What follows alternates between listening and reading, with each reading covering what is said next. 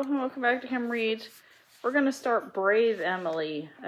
Emily was, Molly's friend in story 4, and she got her own book. So,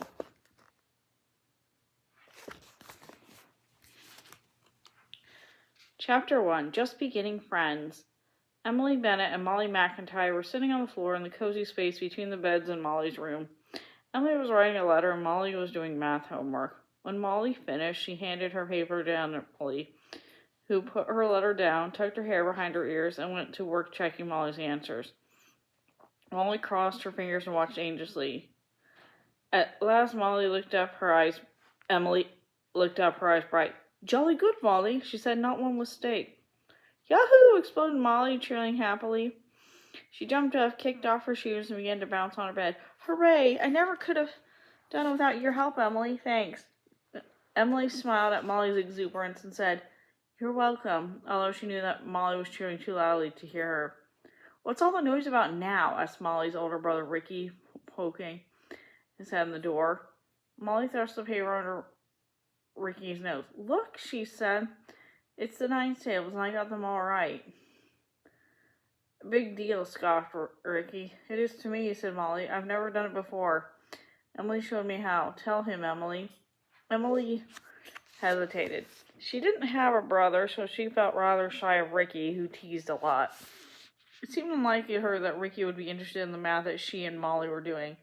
But Ricky was leaning against the doorframe waiting, so Emily gathered courage and said, "The numerals in the answer always add up to 9. And the numeral in the tens column is always one less than the number you're multiplying by 9. Molly said. "Right, Emily?" "Quite," answered Emily.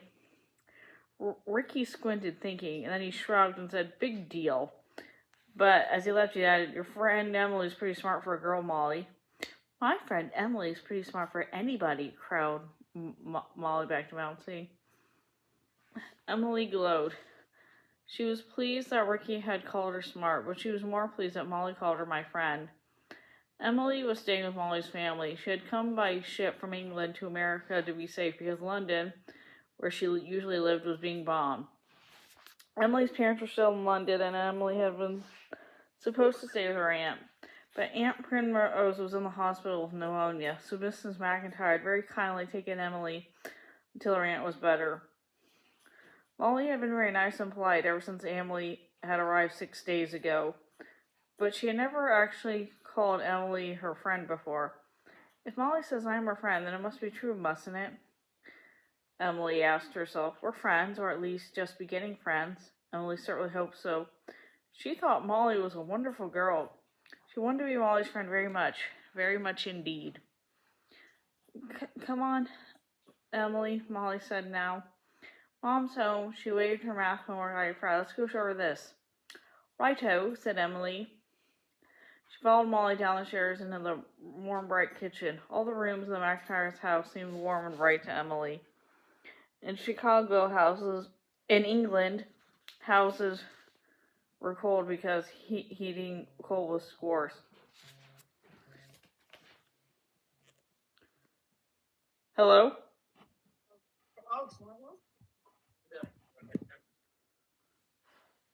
All the rooms in the McIntyre's house seemed warm and bright to Emily. In England, houses were cold because heating coal was scarce.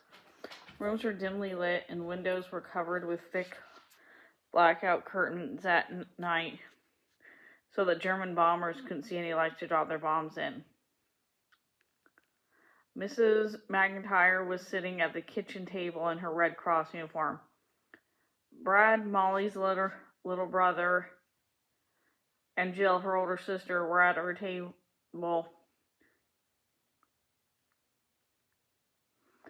Hello, girls," said Mrs. McIntyre. "We're having some toast. Would you like to join us?" Emily said, "Yes, please." She sat next to Brad, who immediately slipped half of his toast to her. Emily had noticed Brad liked to take care of her. Sweetly, he seemed to think it was his responsibility to think that she was not hungry or unhappy. Of course, that was silly, because Brad was only 5, but Emily, who hated to be made fun of herself, did not laugh at him. "Thank you, Brad," she said solemnly as she took the toast. Meanwhile, Molly skidded across the room across the kitchen floor in her stocking feet, saying, "Mom, Jill, Emily taught me a way to remember the 9 tables, and I got them all right. Look." Mrs. McIntyre smiled as she looked at Molly's paper. "Very good, Ollie Molly," she said. Jill said, "That's an improvement." "Hey, Emily," Molly asked. She plunked down on the table. "How'd you get to be so good at math?" Emily blushed at Molly's compliment. "Well," she said thoughtfully, "I like numbers because they are precise. Numbers never lie. In math, your answer is either right or wrong, and the right answer will never change. You can be sure of it." "Maybe you can be sure of your answer," sighed Molly, "but I can't be sure of mine. For instance, I always have to guess 8 times 7. You gotta actually think of a way for me to remember that answer one, Emily." "Very well," said Emily earnestly. She was determined not to disappoint Molly. "Time to get ready for bed," said Mrs. McIntyre. "Up you go, Emily. Molly and Emily, please take Brad with you and help him brush his teeth. I'll come tuck you in later after Jill and I tidy the kitchen." "Okay, Mom," said Molly. Brad took Emily by the hand. 1, 2, 3, 4, he said, counting each step as he went up the stairs. "See, Emily, I'm good at numbers too." "Yes, you are," said Emily. 5, 6, 7, 8, Brad continued. Something clicked in Emily's head. "Molly," she said eagerly, "I've thought of a way, just as you told me to." "A way to what?" asked Molly as they followed Brad down the hall to the bedroom. "A way to remember 8 times 7, said Emily. "Gosh," Molly laughed, handing Brad his toothbrush. "I didn't mean you really had to. I was just kidding." "Oh," said Emily, embarrassed. Evidently, when Molly had said absolutely, she hadn't meant absolutely. Emily sighed herself. Even though British and Americans both spoke English, it seemed to Emily that they spoke different kinds of English. First of all, there were different names for different things, like cookies for biscuits, sweater for jumper, and sneakers for plimsolls. Americans pronounce words differently too. They put an R as hard as they growl in the middle of girl, and at the end of dear and number. What I found most difficult was when Americans, or at least Molly and friends, joked and exaggerated so that Emily couldn't tell if they meant what they said or not. Indeed, sometimes they meant the exact opposite of what they said. Emily often felt just as much in fog conversations as she'd been on the ship crossing the foggy Atlantic Ocean. But Molly seemed truly interested in what she asked. "What's your idea, Emily? I'd love to know. I need all the help I can get." "Well," Emily explained, 8 times 7 is 56, so that means 7 times 8 is 56. To remember, start with that answer. Say 56 equals 7 times 8. Then think of the numerals and just count. 5, 6, 7, 8. 5, 6, 7, 8. Brad sing-song, skipping off to his bedroom. "Hooray," whooped Molly. 5, 6, that's 56, equals 7, 8. That's 7 times 8. Emily found herself grabbed up in the impulsive hug as Molly exclaimed, "Thanks, Emily. Hey, you know what? When it comes to math, I can really count on you. Get it?" Emily's eyes twinkled. Puns were a sort of humor she was used to.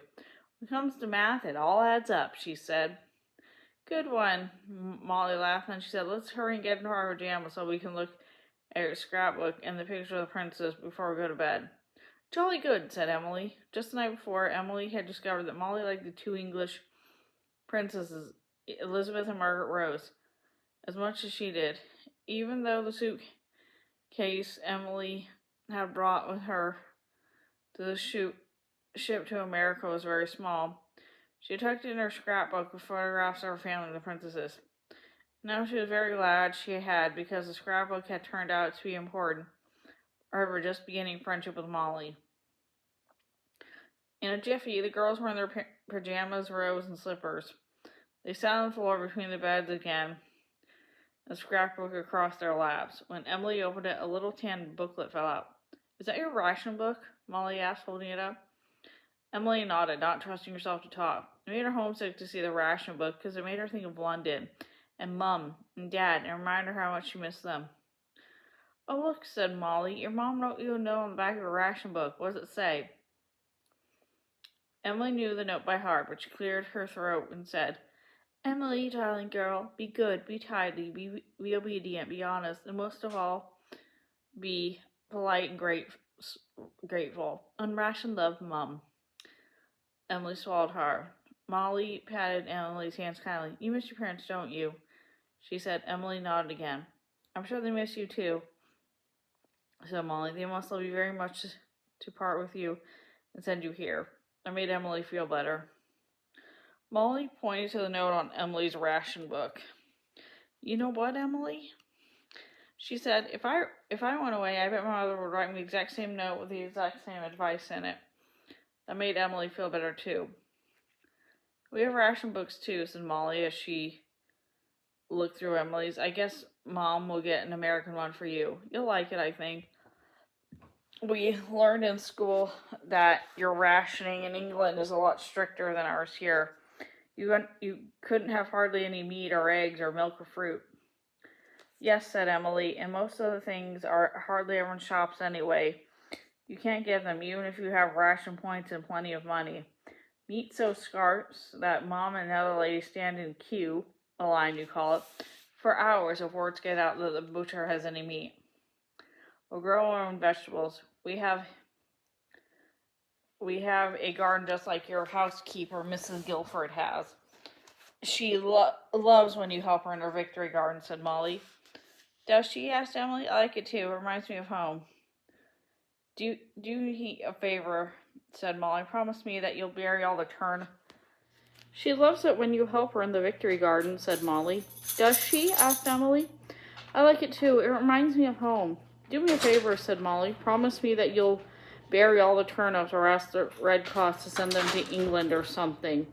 She slid Emily a sideways grin. Just kidding. Emily grinned back. She disliked turnips too. Molly looked at the pictures of the scrapbook and sighed. Don't you just love the princess's hair? She said. I wish I had curls like they do.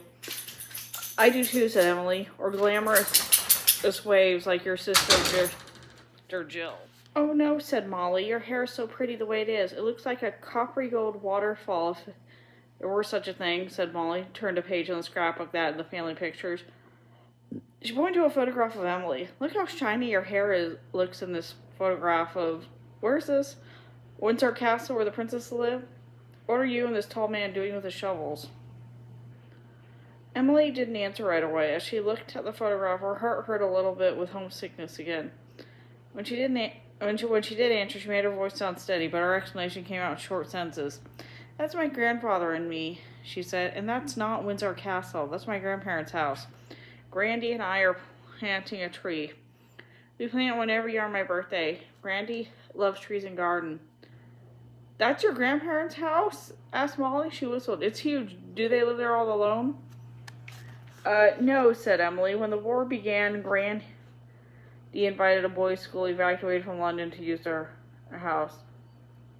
The boys and their teachers lived here with Grandmom and Grandy. That's nice of your grandparents, said Molly. Grandy says we must do all we can to help England win the war. Emily said, he was in the Royal Navy during the last war. He gave me this dog tags when I left to come back. Look. Emily slipped her hand under the pillow on her bed and pulled out the red and green dog tags strung on a silk ribbon. She put them in Molly's hand. My dad has dog tags too, with his name and identification stuff on them, said Molly. He's a doctor in the army.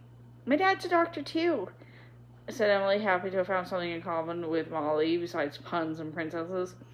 Encouraged her to say something that was important to her and to trust Molly would understand. Grandy said that he was giving me his dog tags so they remind me of the brave and to help England. Emily said carefully, I hate to be a disappointment to him, but I don't see how I can be brave and help England way over in America. Well, said Molly comfortingly, I think you're brave because you're here, so far from home. She looked at the dog tags thoughtfully, then she said, I'll tell you what, wear the dog tags around your neck. That way they'll remind you to be on the lookout all the time for ways to be brave and help England. Molly rose to her knees and slipped the looped ribbon over Emily's head so the dog tags hung like a necklace. And I'll be on the lookout for you, too. Emily liked the way the dog tags felt. They were a gentle weight on her wrists. Thank you, Molly, she said. Thank you for the math help, said Molly. She climbed to bed. She said, Emily, I think it's going to be absolutely great having you here. Emily smiled. This time it was clear as the bright, starry sky outside her window that her just beginning friend Molly meant when she said, absolutely. And that is the end of that chapter. See you later.